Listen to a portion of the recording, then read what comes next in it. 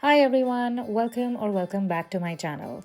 Today I'm back with yet another video from the JoyTangle series, which is a Christmas themed Zentangle challenge that I had hosted in December 2024. And honestly, I didn't expect that you guys would want full length tutorials of all of the videos that I posted on Instagram. But as it turned out, you guys wanted me to share my process behind each of the projects that I made. So here I am with the project for day 21. And the prompt for day 21 of the JoyTangle series was this tangle called Girdy, which is from another tangler, Karl Stewart. As always, if you want to know about the tangles that I'm using in this project, or if you want to know about the creators, the step outs, and the history behind all of these tangles, or what their inspiration behind these tangles was, then you can find all of that information in the links, which I'm going to be putting in the description box of this video. So you'll find all that information there. But yeah, let's get right into the video. So as you can see me drawing over here, you can see that this basically starts off with some curvy lines, and of course, like, you can choose to do it in any other direction, but I'm kind of going diagonal over here with my composition. And for this particular project, I did take a little bit of a deviation from the step outs, in the sense that I've kind of filled another tangle inside of the empty spaces, and I've sort of used Girdy as a string, or kind of like we use our reticulum and fragments, in the Zentangle method, where we kind of create a framework and then fill stuff in. So I'm kind of using that as the idea over here. But as I mentioned, if you want to know about the original steps of this particular tangle, and if you want to see the original step out, then you can find that in the link in the description box below. So this is a fairly simple tangle, and what I really like about this tangle is that it's beginner friendly. And if you are new on the channel and you've kind of just found me through this video, then just to give you a quick brief, JoyTangle was a 25-day Christmas themed Zentangle challenge where I had created a list of 25 different prompts so that we could use one prompt every day to create a small Zentangle project for ourselves, using Christmas colors or any other color combination that you like. And one of the things that I really wanted to do during the challenge, or even while creating the list of prompts, was to include some tangles which are beginner friendly. In fact, I wanted to include most of them which are beginner friendly, because I wanted people of all levels to people of all artistic levels to sort of enjoy the project. And especially during the holiday time, we don't want to take up too many elaborate projects, because we also want to obviously relax, unwind, and do whatever it is that you like to do during your holiday season, however it is that you like to spend that time. So I didn't want to create projects which were very overwhelming. And so when I first came across Girdy, I thought that this would be a great tangle to include in the list of prompts. And so that's how it made it onto the list, and we had it for day 21.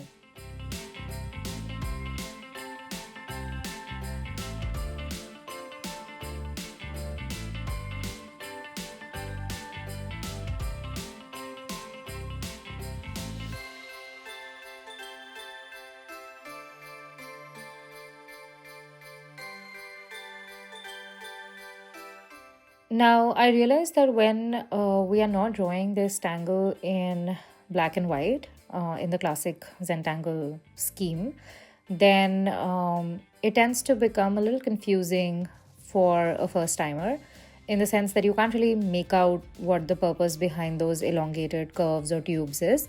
But if you just look at it from a distance, you'll probably be able to understand that it's kind of like poking through. So it's almost like, those bamboo shoots which are poking through, like, let's say, paper, or it even reminds you of some kind of like architectural influence in your drawing, where you have like this pillar which is going through multiple layers of or rows of these circular lines. I don't really know the exact architectural term for this, but you kind of get the sense, right? Like it's basically just going through or going past those curvy lines. So you kind of have to, like I said, look at it from a distance to understand what exactly the purpose behind those lines is, those thin rods which are sort of going through.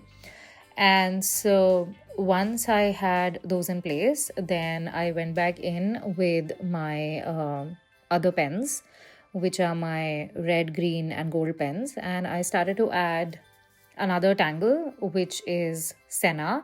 And I think I've already used Scena like twice or thrice in the entire series of the 25 projects that I was creating. And if you've been following along, then you might remember that I wanted to make a cohesive series out of all my 25 projects, so that at the end of 25 days, I would have like a mini collection of sorts.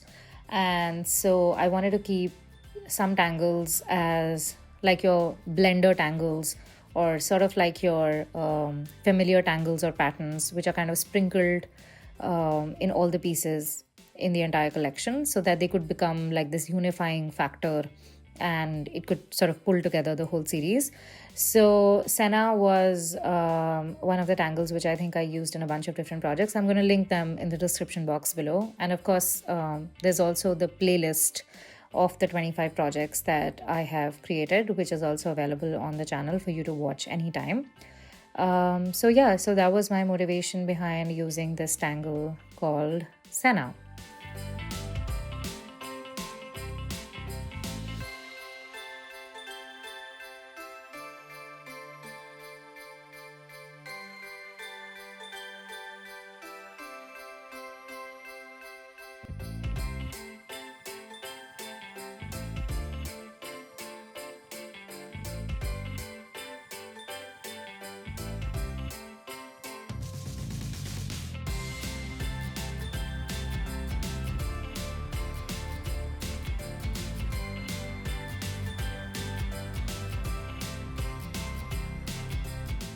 With that done, of course, the next step was to embellish it with a little bit of gold.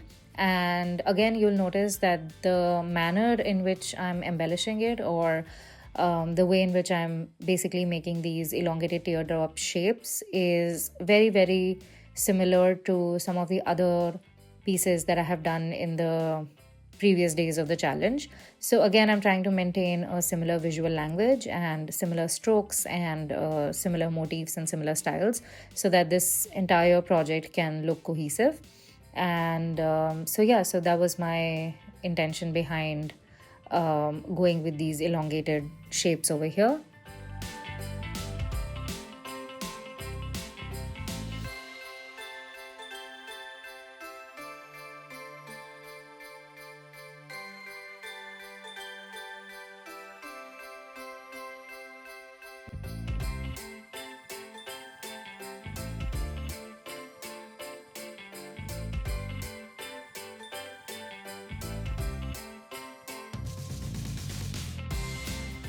For the final step, I decided to add in some tiny lines. And this is not exactly a tangle, but more or less like a filler element. And I wanted to color these alternate red and white, which is very similar to like a candy cane effect, which again I've used in a couple of different projects in the series. And so I kind of wanted to maintain that playful feeling of candy canes and different kinds of Christmas candies and like festive food and basically that kind of vibe. So I added stripes for that.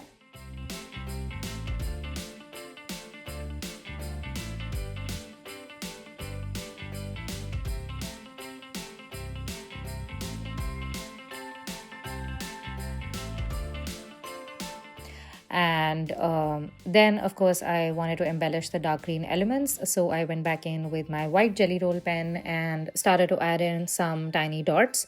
And again, you've seen me adding these kinds of dots on multiple projects in this series, which is again like a unifying factor. And it sort of brings harmony in all the pieces.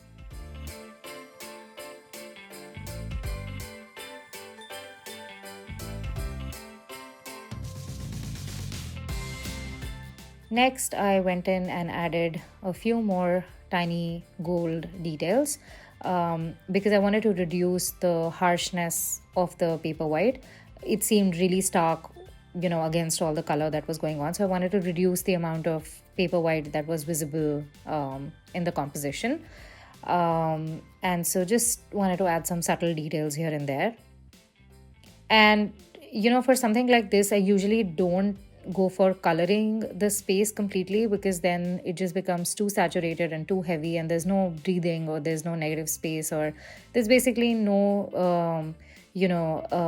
room for playfulness then in your composition. So just adding these kinds of tiny details, just simple lines, simple dots, is a sort of like a non-invasive and like a not suffocating way of filling up your composition. So it's like a minimal, airy way of embellishing your designs without making them feel too stuffed. And of course, like for some people, even this can seem really heavy. So if you feel like you wanted to leave the space completely white and not add these details, that's also completely okay. So really depends on, what your definition of stuffy or airy is. What stuffy to me might be airy for you, or what's airy for me might be stuffy for you. So it's all relative.